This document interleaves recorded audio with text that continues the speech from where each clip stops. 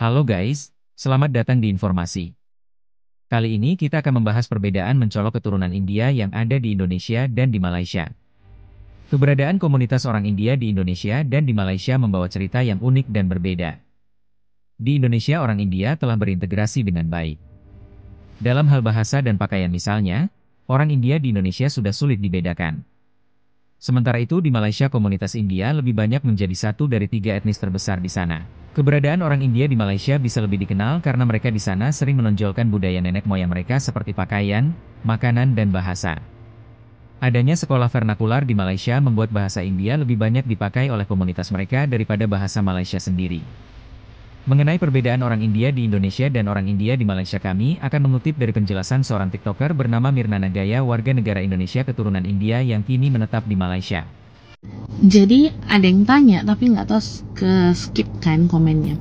Apa bedanya orang India yang ada di Indonesia dengan orang India yang ada di Malaysia? Yang pertama, kita sama-sama nenek moyangnya datang dari India. Yang satu menetap di Malaysia, yang satu menetap di Indonesia. Adat kebudayaannya tetap sama. Kalau dari segi bahasa India atau misalnya kalau saya ini bahasa Tamil yang ada di Malaysia dengan bahasa Tamil yang ada di Indonesia sebenarnya sama aja. Tapi mungkin karena Malaysia itu dijajah oleh Inggris, jadi ada sedikit percampuran bahasa Inggris di dalam bahasa Tamilnya. Sedangkan kalau di Indonesia itu dijajah Belanda dan kita itu nggak diajarin bahasa Belanda sama orang Belanda, mereka tuh pelit. Jadi bahasanya masih pure dengan bahasa Tamil dan adapun percampurannya mungkin sedikit-sedikit pakai bahasa Indonesia.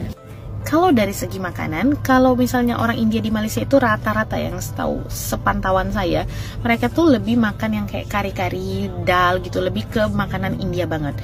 Tapi kalau Indian yang ada di Indonesia, kita itu udah kayak jarang makanan India, mungkin kayak 1 minggu 1 kali atau 2 kali. Lebihnya kita akan makanan Indonesia kayak gulai, and then tauco gitu-gitu.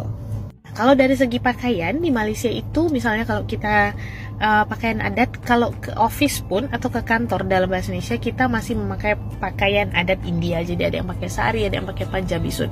Tapi kalau di Indonesia kita itu udah casual. Kalau pakai pakaian adat India biasanya hanya ke kuil dan ke pesta-pesta yang adat gitu. Nah, kalau secara koneksi orang India yang ada di Malaysia, saya rasa ya sekitar 80% masih mempunyai koneksi dengan keluarga mereka yang ada di India. Tetapi kalau di Indonesia saya taunya ada, tetapi tidak banyak persentasenya. Jadi lebih banyak yang udah kayak lost contact gitu dengan keluarganya yang ada di India. Nah, yang terakhir, gantengnya sama cantiknya sama. Orang India yang ada di Malaysia dan orang India yang ada di Indonesia tetap cantik. Agak sedikit narsis ya. Oke, this is only for your info and for more. Terus ada yang tanya, gimana sih sistem sekolah di Indonesia? Terus kenapa sih nggak ada sekolah Tamil di Indonesia? Terus ada yang lagi yang bilang, harusnya pemerintah Indonesia harus buat sekolah Tamil. Berarti pemerintah Indonesia itu nggak adil. Berarti pemerintah Indonesia itu memang strict, kejam. Nah, sistem sekolah di Indonesia itu sistemnya semua sekolah berbahasa pengantar bahasa Indonesia. Jadi dari Sabang ya sampai Merauke kita punya sekolah sistemnya semua berbahasa pengantar bahasa Indonesia. Karena apa? Karena bahasa persatuan kita adalah bahasa Indonesia. Pada tahun 1928 kita telah mencetuskan Sumpah Pemuda yang salah satu poinnya yang ketiga itu adalah berbahasa Indonesia sebagai bahasa persatuan. Jadi sekolahnya berbahasa pengantar bahasa Indonesia. Tapi memang ada sekolah swasta yang internasional yang berbahasa pengantar bahasa Inggris. Kalau bahasa-bahasa lain seperti bahasa Mandarin, terus ada bahasa Jepang, bahasa Prancis, dan bahasa lain-lain itu dimasukkan sebagai mata pelajaran, maybe like 1 minggu, 2 jam atau 4 jam. Terus kalau misalnya mau dibangun sekolah semua suku ataupun semua bahasa, kita punya 1.400 lebih suku dan 715 bahasa. So maybe like 715 bahasa, it's impossible to have 715 jenis sekolah bahasa. Misalnya ya bahasa Madura ada sekolah khususnya, bahasa Jawa ada sekolah khususnya, bahasa Batak ada sekolah khususnya. It's impossible. Bahasa daerah itu biasanya dimasukkan sebagai mata pelajaran. Terus ada lagi yang nanya, ya di Indonesia karena nama-namanya nggak bisa pakai bahas nama daerah. Siapa bilang? Nama abang saya Narendra Kumar. Nama abang saya satu lagi Krishna Vijay. Nama ibu saya Pusparani. Nama ayah saya Nagaya. Kita boleh pakai nama daerah kita. Cuma nama saya aja Mirna karena memang nenek saya punya teman orang Belanda. Terus Mirna ini salah satu nama dari orang Belanda jadi dipakein ke saya. That's it. Masih pada zamannya Orde Baru dulu, orang Chinese itu tidak boleh, atau orang Tionghoa tidak boleh memakai nama Tionghoanya. Jadi mereka memakai nama kayak nama Indonesia kayak Paijo and then Sudirman something. Kalau nama lagi, kalau misalnya nama India, banyak banget orang Indonesia yang memakai nama berdasarkan Sanskerta dan bahasa Tamil. Misalnya aja cucu Presiden Jokowi namanya itu Jan Atas Sri Narendra. Narendra itu berasal dari India. I think no more questions kenapa kita nggak punya sekolah bahasa Tamil. Kita belajar bahasa Tamil dari organisasi Tamil. So follow for more. Ustaz Fitri Abdullah pun membagikan penjelasan tentang orang Malaysia keturunan India. Masyarakat India, keturunan India, kalau tengok depan ni semua saya sebut kan. Biasa jangan kita panggil orang India. Orang India ni siapa? Yang pagi tadi naik kapal terbang daripada India, datang ke Malaysia, pasport India, ni orang India. Kami ni semua rakyat Malaysia. Keturunan India, okey sikit lah. Dan masyarakat India di Malaysia, berapa ramai mereka? Hampir 7% sahaja. Ya, hampir lebih kurang 2 juta orang lah masyarakat India. Dan sebut masyarakat India ini, kadang-kadang orang tanya saya, brother, you pandai cakap India? Pandai, cuba India. Kerana masyarakat India ni mereka tak ada satu bahasa rasmi. Kalau di India pun, di seluruh India yang begitu besar itu, bahasa kebangsaan mereka bahasa Hindi. Dan kedua bahasa Inggeris. Ya, tapi kalau di Malaysia, kalau kita belajar bahasa Hindi, kita pergi cakap, mungkin brother Shah seorang aja faham kot. Saya tak faham bahasa Hindi. Majoriti masyarakat India di Malaysia ini, hampir 85% adalah keturunan Tamil. Maksud keturunan Tamil, mereka ni berasal daripada selatan India. Kenapa mereka tu ramai? Pada waktu itu, British yang menjajah tanah Melayu, mereka nak bekerja di sektor perladangan, buat bangunan jalan raya dan sebagainya. Mereka tak cukup tenaga mahir. Kedua, mereka tak cukup buruh-buruh. Jadi mereka angkut ramai orang daripada selatan India datang ke tanah Melayu. Lebih khusus saya nak sebut daripada Tamil Nadu.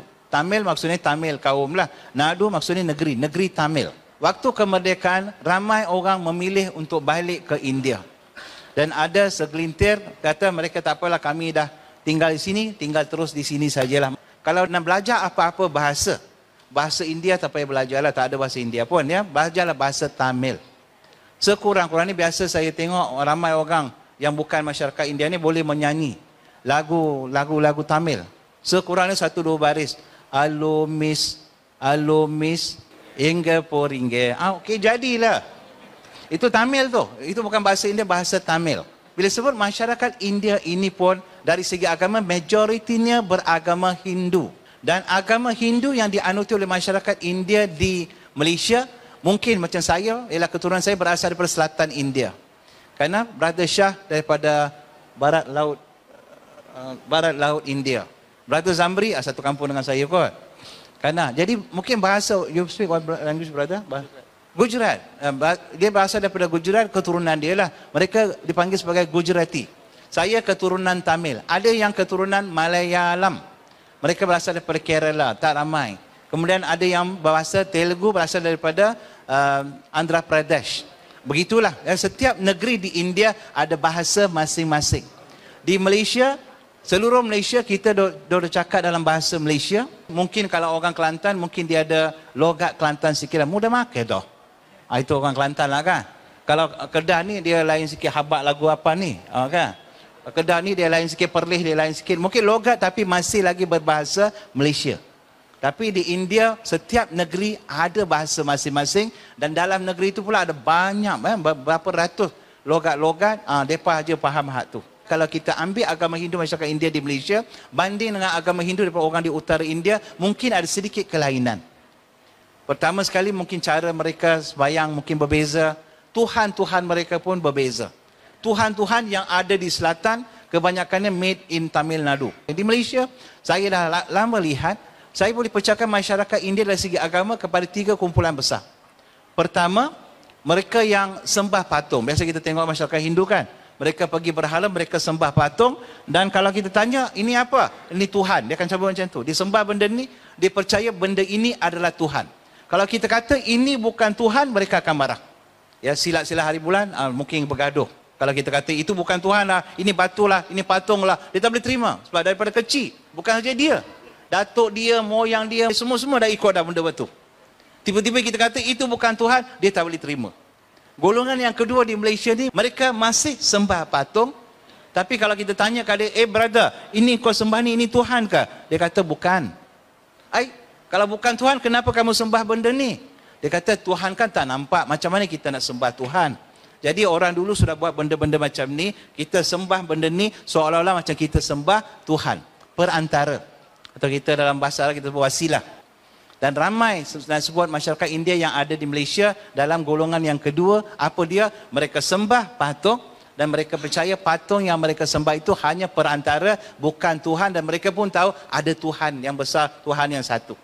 Kumpulan ketiga masyarakat India dari segi kepercayaan, mereka kalau kita pergi ke rumah-rumah ibadah mereka, lebih kurang macam ni, dewan yang besar, dicatkan dengan cat warna putih, tak ada patung, tak ada gambar, tak ada tulisan, apa pun tak ada.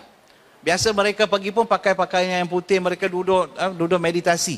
Meditation, pergi duduk bersila, tutup mata mereka 5 minit, 10 minit, sejam ke apa ke. Ini cara mereka beribadah. Kalau kita tanya dekat mereka, brother, you tak sembah Tuhan? Aku sembah Tuhan. Mana tak nampak? Tuhan mana nampak? Ditanya kita balik. Karena ini golongan yang ketiga dalam masyarakat India. Kalau kita tanya mereka, habis macam mana kamu nak sampaikan hajat kamu? Ada permintaan macam mana nak minta ke Tuhan? Apa dijawab? Tak payah minta dekat Tuhan. Tuhan maha mengetahui. Tuhan maha mendengar. Tuhan maha melihat. Karena jadi ada 3 golongan. Ya, golongan yang pertama sembah patung, percaya patung itu adalah Tuhan. Yang kedua sembah patung, dia kata itu sebagai perantaraan.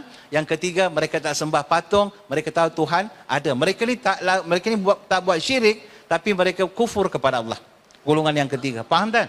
Mereka tak sembah selain Allah, tapi mereka tak tahu bagaimana nak sembah Tuhan yang satu. Jadi masyarakat India pun rata-rata tahu, percaya Tuhan itu satu.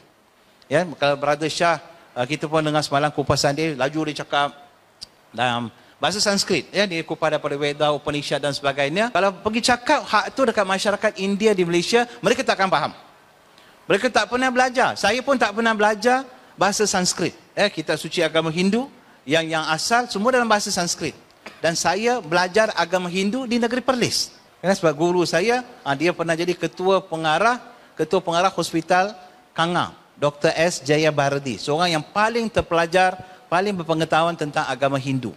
Dan bila saya belajar di waktu itu di universiti di negeri Kedah, jadi saya datang tiap hari hujung minggu, saya datang belajar dengan dia. Saya ditakdirkan guru kepada guru saya datang daripada India. Dari situlah saya apa-apa mentera-mentera yang saya hafal yang tak tahu maksud, dia yang terjemahkan apa semua kepada saya.